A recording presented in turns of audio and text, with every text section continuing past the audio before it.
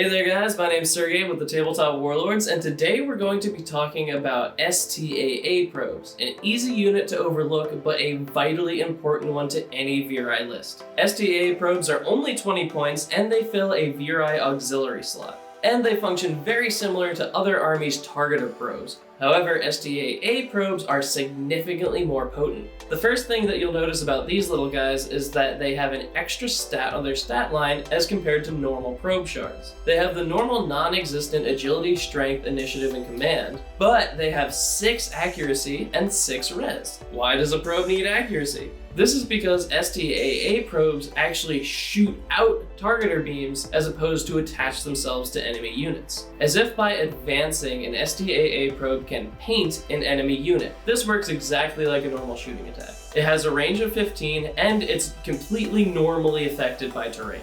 If a unit is hit by this attack, they are painted. They don't receive a pin and no damage is dealt. But if any other unit shoots at the unit that is painted, they have +1 accuracy. A unit can be painted 3 times, just like with normal targeter probes, so you can really light somebody up and compensate for the fact that VRI have abysmal accuracy. Just like with normal targeter probes, if a unit moves away from where they were painted, the accuracy bonus goes away, so this unit definitely requires a lot of patience to use effectively. What makes this so good is the speed and reliability with which you can paint units. An STAA probe can move 15 inches and then shoot 15 inches. This means that in a single turn they have a 30-inch reach, which is 10 more inches than a normal targeter probe. Also, they're much harder to kill than a normal targeter probe because they don't have to physically attach to anyone. This means that you're never grouping up, so you can never be targeted as a unit. Additionally, you can't be battered away in close combat like a normal probe unless you somehow get woefully out of position.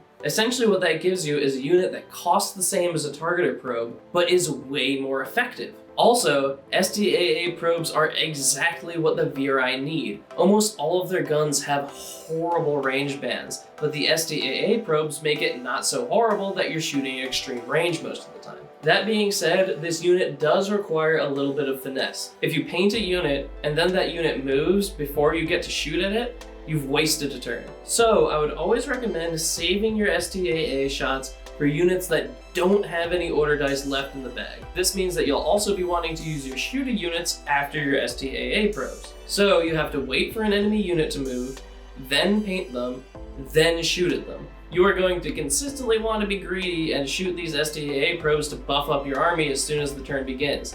Don't do that. Fortunately, with a VRI army, you're going to have a lot of melee units that can eat up your early order die so you can save your later order die for your STAAs and whatever backline you choose to field. Once you get that rhythm down, STAAs are incredibly potent and really fun to play.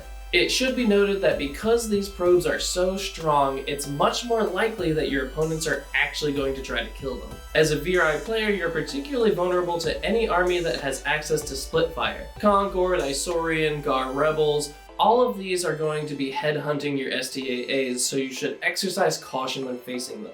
A Plasma Lance is your worst enemy. However, you can defend yourself against this a little bit. At 5 points a model, you can add up to 2 STAA probes to your squad. This is one of the few squads that I definitely would recommend taking more models. Not only are you more reliable because you have more shots, but you're also harder to kill if your opponent has lots of lances. Hobby-wise, these little guys are super neat. They look essentially like little floating manta rays. I haven't really decided whether or not I think VRI look more like locusts or more like weird sea creatures, but the combination of those two concepts really makes for cool models. If you want to purchase this model, go ahead and hit the link right below the video. It'll take you to the Warlords store, and then any purchase you make will give a small commission to the Tabletop Warlords. I hope you guys found this video informative. If you did, go ahead and give it a like, and if you like the content that our channel produces, hit the subscribe button. If you want to support this channel even further, please consider joining our Patreon campaign. Our patrons are the lifeblood of the channel, and they make all of this possible.